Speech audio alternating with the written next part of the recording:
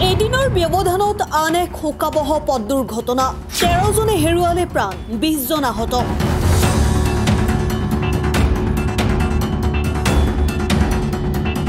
এখন ট্ৰাক এখন auto rickshaw আৰু এখন ব্যক্তিগত গাড়ীৰ ত্ৰিমুখী সংঘৰ্ষত 13 জন লোকৰ মৃত্যু হয় বাংলাদেশৰ জলকাঠিত বৰিখাল পিৰোজপুৰ আঞ্চলিক ঘাইপথৰ জলকাঠৰ গবখান হেতু অঞ্চলত বুধবাৰে দিনৰ প্ৰায় 2 বজাত সংঘটিত হয় এই দুৰ্ঘটনা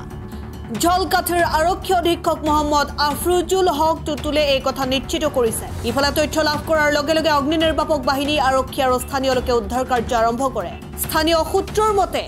হতাহতৰ সংখ্যা বৃদ্ধি পাব পাৰে জলকাঠি সদৰ থানাৰ ওসি সাহিদুল ইসলামে জনোৱা মতে এই পৰ্যন্ত 12 জন লোকৰ মৃত্যু হোৱা বুলি নিশ্চিত হৈছে বিভিন্ন চিকিৎসালয়ত আহত হৈ ভৰ্তি হৈ আছে 16 পৰা 20 জন লোক অৱশ্যে তেওঁলোকৰ নাম অদ্যাপি জানিব পৰা হোৱা নাছিল ঢাকাৰ পৰা জাকিৰ হুছেইনৰ ৰিপৰ্ট অসম টাইম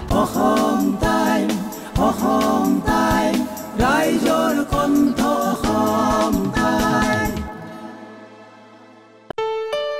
ঘৰত আনন্দ আৰু সম্পৰ্কৰ চমক বজাই ৰাখিবলৈ জৰুৰী হৈছে সকলো আনন্দময় মুহূৰ্তত মৰমৰ উপহাৰ দিয়াটো সেইবাবে মধুশ্ৰী জুৱেলাৰ্ছে আনিছে সকলো ৰঙীন ক্ষণৰ বাবে বিশেষ গহনা হীৰাৰে হওক সোণৰে হওক বা ৰূপৰে হওক শ্ৰেষ্ঠ ডিজাইনছ আৰু হলমাৰ্কযুক্ত গহনাই ৰাখে সম্পৰ্কক নিখুঁত তেনেহ'লে আজিয়ে আনক আনন্দ মধুশ্ৰী জুৱেলাৰ্ছৰ সৈতে যোগাযোগ কৰক 7028000341 নাইবা ভিজিট কৰক LNB ৰোড নলবাৰী অসম